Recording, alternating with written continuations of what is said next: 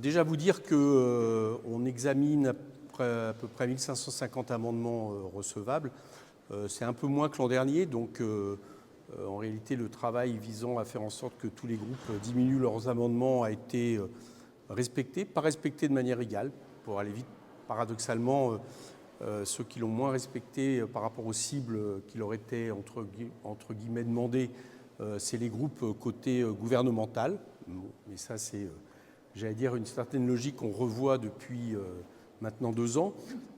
Sinon, les amendements, on a eu finalement peu de surprises, c'est-à-dire qu'il y a très peu d'amendements en faveur d'une plus grande justice fiscale, en faveur d'une taxation plus importante des grandes fortunes qui ont été adoptés, notamment parce que le Rassemblement national s'y est opposé avec le socle commun. C'était un peu ce que je ressentais par rapport à l'année dernière.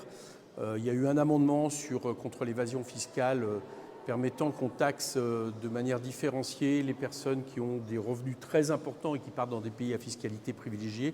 Mais j'allais dire, il est adopté chaque année, donc ce n'est pas vraiment une surprise.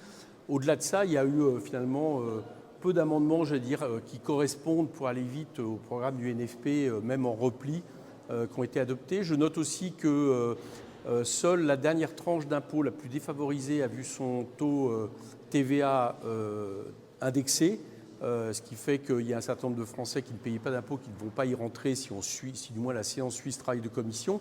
Mais par contre, je suis assez étonné, puisqu'il y avait d'autres amendements dans ce sens-là, notamment des groupes de gauche qui voulaient faire en sorte que 3 ou 4 des tranches, c'est-à-dire y compris les classes moyennes, ne payent pas plus d'impôts. Et ça a été rejeté par à la fois le Rassemblement national et le socle commun.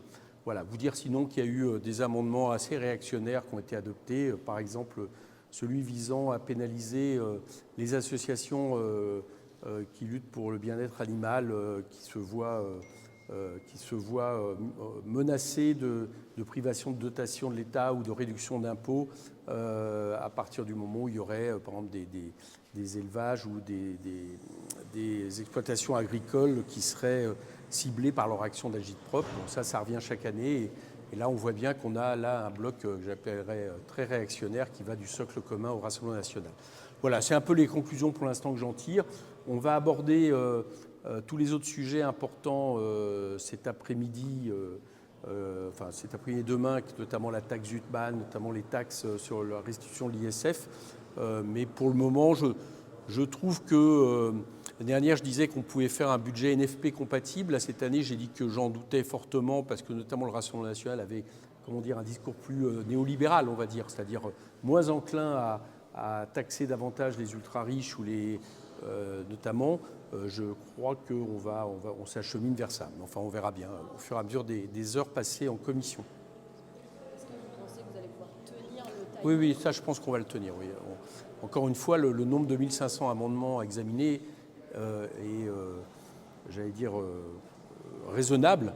Et encore une fois, je veux saluer tous les groupes d'opposition qui sont ceux qui ont fait le plus d'efforts pour atteindre, alors que normalement, c'est les oppositions qui posent le plus d'amendements. Bon, ça montre que, en tout cas, au moins du côté des groupes d'opposition, on n'a pas envie de jouer le dépassement des délais.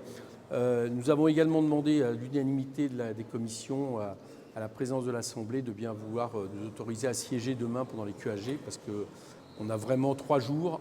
Il faut qu'au bout de 3 jours, ça soit terminé pour qu'après, ça puisse aller en séance. Elle vous a dit oui ? Ça, je ne sais pas encore.